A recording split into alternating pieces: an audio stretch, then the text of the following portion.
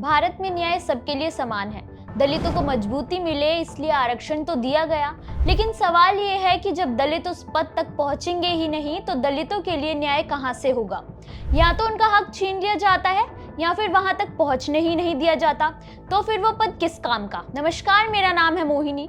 पिछले 24 घंटे में दलितों के साथ होने वाली घटनाओं के बारे में जानेंगे जो इस वक्त सोशल मीडिया पर सुर्खियों में है। दलितों से जुड़ा पहला मामला मध्य प्रदेश से है, जहां अब तक दलितों के आरक्षण के नाम पर उन्हें प्रताड़ित किया जाता था, लेकिन अब उनसे वो अधिकार छीनने की गहरी साजिश रची जा रही है। जी हाँ, दरअसल मध्य प्रदेश में सिविल जज के लिए निकाली गई भर्तियों में दलितों और पिछड़ों के साथ बहुत बड़ा स्कैम किया गया है, जिससे दलितों का अधिकार जनरल कैटेगरी वालों को दिया जा सके।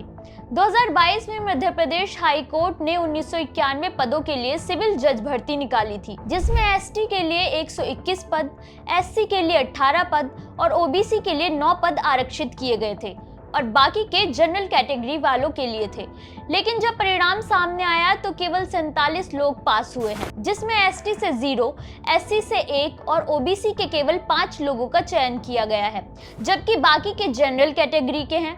यानी कि केवल पिछड़े और दलितों की 142 सीटों को खाली छोड़ दिया गया है और आगे फिर से उन्हें जनरल कैटेगरी या फिर जो रिश्वत देगा उन्हें दे दी जाएंगी। ये घटना समाज के दलितों के अधिकारों को मेरिट के नाम पर छीनने और उन्हें पूरी तरह से खत्म करने की गहरी साजिश रचने की तरफ इशारा कर रही है। जजों के चयन में हुआ घोटाला दलितों के अधिकारों के हनन और आरक्षण को खत्म करने की गहरी साजिश है, जिसके लिए दलित संगठन ने सरकार की नीतियों के खिलाफ आवाज उठाई है। वो इन परीक्षा को रद्द कराकर एमपीएमएससी के तहत कराने की मांग कर रहे हैं। साथ ही जो बेकार के कड़े नियम परीक्षा में लगाए गए हैं उन्हें खत्म किया जाए, तभी देश का दलित न्याय व्यवस्था में शामिल हो पाएगा। नहीं तो दलितों के लिए न्याय और अन्याय सवर्ण समाज ही तय करेगा और उनका उत्पीड़न जारी रहेगा। दलितों से जुड़ा अगला मामला भीम आर्मी चीफ चंद्रशेखर आजाद की पूर्व कथित प्रेमिका रोहिणी घावरी को लेकर है। अब तक तो वो आजाद के खिलाफ आरोप प्रत्यारोप कर रही थी, लेकिन अब उन्होंने आजाद के साथ साथ बीजेपी को भी घेरना शुरू कर दिया है। घावरी इतनी बौखला गई हैं कि उन्होंने आजाद के साथ गाली गलौज तक शुरू कर दी है। घावरी ने फिर से एक पोस्ट किया है जिसमें वो आजाद को गृह मंत्री अमित शाह का कुत्ता कहकर बुला रही हैं। घावरी ने आजाद पर निशाना साधते हुए कहा है कि वो पूरे समाज को इस बात से अवगत करा देना चाहती हैं कि चंद्रशेखर आजाद अमित शाह के कुत्ते हैं और चाहे कुछ भी करना हो वो आजाद को समाज का नेता किसी भी हाल में बनने नहीं देंगी। सच तो ये है कि अब आजाद के जेल जाने का समय नजदीक आ चुका है, इसलिए आजाद पर किसी को भी अपना समय बर्बाद नहीं करना चाहिए। इतना ही नहीं, घावरी ने आजाद पर संगीन आरोप लगाते हुए कहा कि वो बहुजन समाज की बेटियों की इज्जत से खेलने वाला है। ऐसा शख्स कभी समाज का नेता नहीं बन सकता। घावरी के इस पोस्ट के बाद से ही कुछ लोगों ने घावरी को भी घेरना शुरू कर दिया है। उन्होंने सीधे उनसे पूछा कि भीम आर्मी वाले तो घावरी को अमित शाह का भेजा हुआ विष कन्या बुलाते हैं, जो आजाद की छवि खराब करने के लिए भेजी गई है, लेकिन अब तो गंगा उल्टी बह रही है। हालांकि रोहिणी घावरी के आरोपों को लेकर आजाद ने अब तक कोई प्रतिक्रिया नहीं दी है।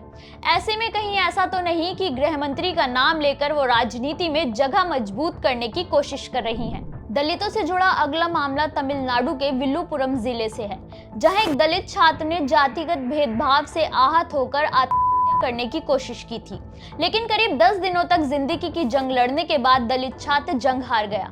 अस्पताल में उसने दम तोड़ दिया।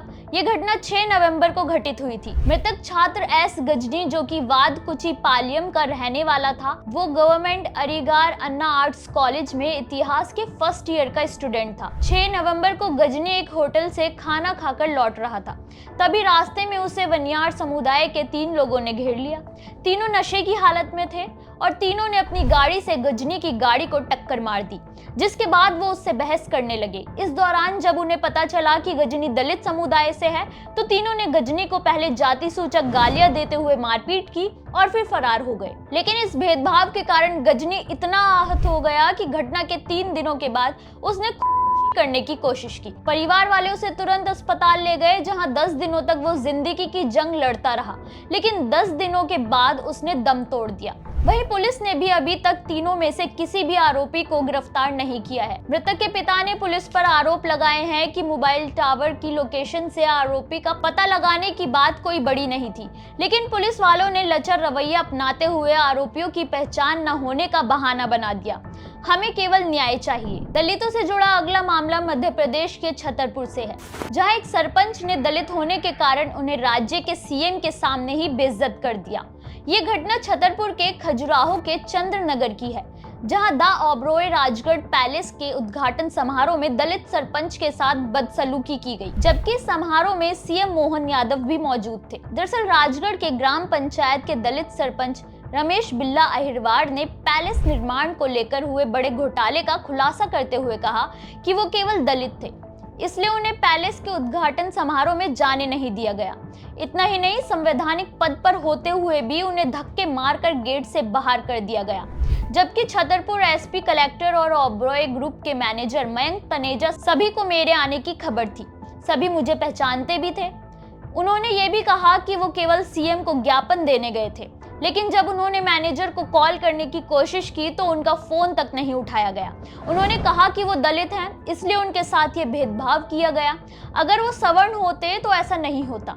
उन्होंने ओबरॉय ग्रुप पर टैक्स चोरी करने का आरोप लगाया है, जिसकी जांच की मांग की जा रही है। दलितों से जुड़ा अगला मामला उत्तर प्रदेश के लखनऊ से है, जहां राज्य सरकार से मुआवजा हड़पने के लिए जमीन पर दलितों के अधिग्रहण को दिखाकर जालसाजों द्वारा सरकार को करोड़ों का चूना लगाने का मामला सामने आया है। ये खबर लखनऊ के सरोजनी नगर की है, जहां आगरा लखनऊ एक्सप्रेस वे के लिए जमीन अधिग्रहण करने के लिए जमीन पर मुआवजा लेने के लिए ग्राम समाज की जमीनों पर दलितों का कब्जा दिखाकर करोड़ों रुपए की हेराफेरी कर दी गई है। इस मामले पर राजस्व परिषद ने जांच के आदेश दिए हैं। परिषद का अंदेशा है कि अगर इस मामले में निष्पक्ष जांच होगी तो 100 करोड़ रुपए से भी ज्यादा का घपला सामने आएगा।